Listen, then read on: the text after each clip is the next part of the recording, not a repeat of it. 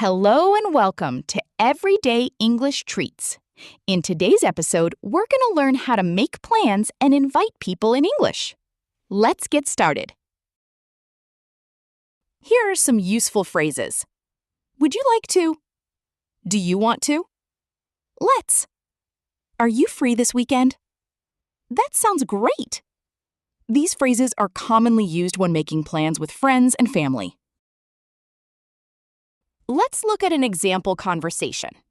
A says, "Would you like to have coffee this Saturday?" B replies, "Sure, that sounds great." A says, "Let's meet at 3 p.m." B replies, "Perfect." This is a natural way to make plans in English. Now it's your turn. How would you invite a friend for coffee? What plans do you have this weekend?